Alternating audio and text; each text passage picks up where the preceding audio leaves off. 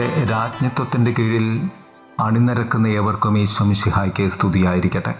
തിരുസഭ മാതാവ് ഇന്ന് നമുക്ക് നൽകുന്ന വചനധ്യാനം ലൂക്കായുടെ സുവിശേഷം 1-ാം അധ്യായം 26 മുതൽ 38 വരെയുള്ള വാക്യങ്ങൾ.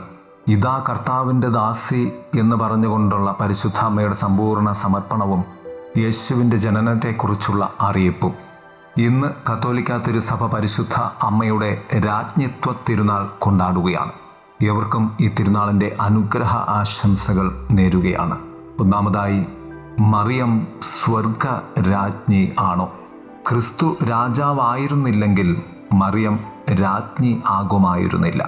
കാരണം അവളുടെ എല്ലാ പ്രത്യേക അവകാശങ്ങളും സ്ഥാനപ്പേരുകളും നമ്മുടെ രക്ഷയ്ക്കായി മനുഷ്യാവതാരം ചെയ്ത യേശുക്രിസ്തുവിൻ്റെ മാതൃത്വത്തെ ആശ്രയിച്ചിരിക്കുന്നു. തൻ്റെ ഹൃദയത്തിനിണങ്ങിയവനാണ് ദാവീദ് എന്ന് കണ്ടുകൊണ്ട് ദാവീദിനെ ഇസ്രയേലിൻ്റെ രാജാവാക്കിയ ദൈവം ആ സിംഹാസനത്തിൽ ദാവീദ് പാപത്തിൽ വീണപ്പോൾ ആ പാപക്കറയെ കൂടി കഴുകിക്കളയുവാൻ തൻ്റെ ഹൃദയത്തിന് ഇണങ്ങിയവൻ്റെ വീഴ്ചയെ തിരുത്തിക്കൊണ്ട് തൻ്റെ തന്നെ സ്വന്തം പുത്രനായ കർത്താവായ യേശു മിശിഹായെ ആ പാരമ്പര്യത്തിലൂടെ സർവ മനുഷ്യരെയും സ്വർഗീയ സിംഹാസനത്തിൻ്റെ കീഴിൽ കൊണ്ടുവരുവാൻ രാജാതിരാജനായ കർത്താവിനെ ഈ ഭൂമിയിൽ രക്ഷയുടെ രാജനാക്കി തീർത്തു. അങ്ങനെ ആ രക്ഷകൻ്റെ, ആ രാജാവിൻ്റെ സ്വർഗീയ സിംഹാസനത്തിൻ്റെ അവകാശിയായ ദൈവപുത്രൻ്റെ മാതാവാകുക വഴി പരിശുദ്ധ അമ്മ ഈ ഭൂമിയിലും സ്വർഗത്തിലും രാജ്ഞി പദം അലങ്കരിക്കുന്നു. കർത്താവായ യേശുനാഥൻ്റെ രാജ്യത്വം ആത്മീയ മണ്ഡലത്തിലാണ് എന്നതുപോലെ തന്നെ പരിശുദ്ധ അമ്മയുടെ രാജ്ഞിത്വവും ആത്മീയ മണ്ഡലത്തിൽ നിലനിൽക്കുന്നതാണ്. എന്നാൽ ഈ ലൗകിക ജീവിതത്തിൽ ഈ ഭൂമിയിലുള്ള മനുഷ്യരുടെ അമ്മയും അവരുടെ രാജ്ഞിയുമാണ് പരിശുദ്ധ അമ്മ.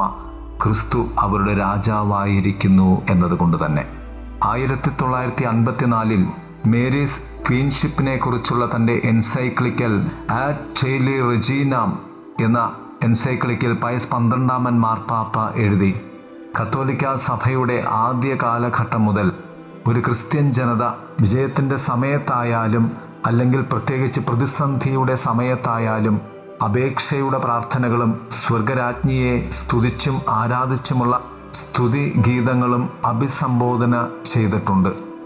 ദൈവീക രാജാവായ യേശുക്രിസ്തുവിൻ്റെ അമ്മയിൽ അവർ അർപ്പിച്ച ആ പ്രതീക്ഷ ഒരിക്കലും തെറ്റിയിട്ടില്ല. ഒരു രാജ്ഞിയുടെ മഹത്വത്താൽ സ്വർഗീയ അനുഗ്രഹത്തിൽ കിരീടമണിഞ്ഞതുപോലെ ദൈവത്തിൻ്റെ കന്യകയായ മാതാവ് മറിയം ലോകമെമ്പാടും ഒരമ്മയുടെ രാജ്ഞിയുടെ ഏകീഭാവത്തോടെ വാഴുന്നുവെന്ന് പ്രസ്താവിക്കപ്പെടുന്ന ആ വിശ്വാസം ഒരിക്കലും പരാജയപ്പെട്ടിട്ടില്ല. 2. സ്വർഗത്തിൻ്റെ രാജ്ഞി തിരുവെഴുത്തുകളിലുണ്ടോ? വെളിപാട് പുസ്തകം 12-ാം അധ്യായത്തിൽ മറിയത്തെ രാജ്ഞിയും അമ്മയുമായി വിശേഷിപ്പിച്ചിരിക്കുന്നു. അവൾ പ്രതിനിധീകരിക്കുന്നത് രക്ഷകന്റെ മാതാവ്, സഭയുടെ മാതാവ്, തിന്മയ്ക്കെതിരെയുള്ള പോരാട്ടത്തിൻ്റെ മാതാവ് എന്നൊക്കെയാണ്.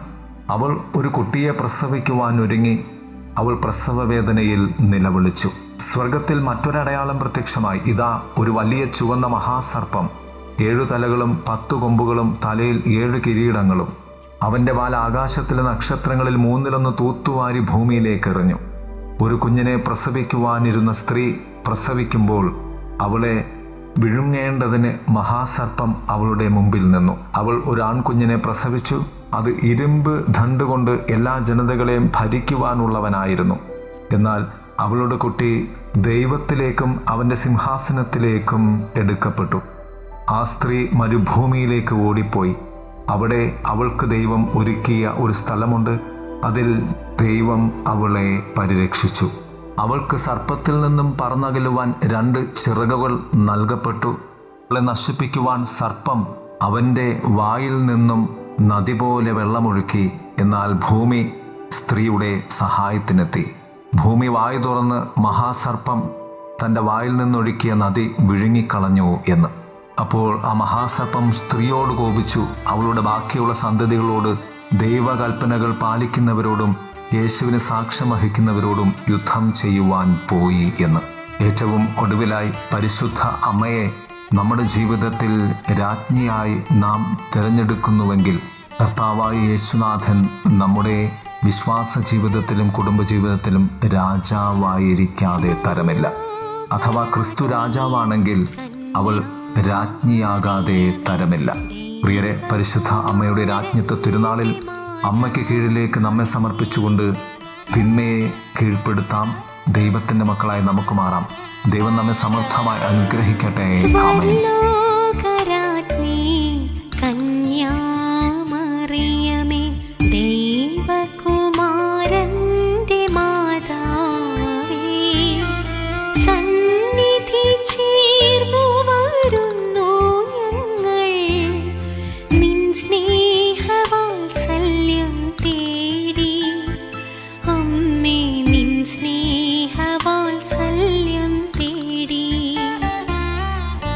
Swear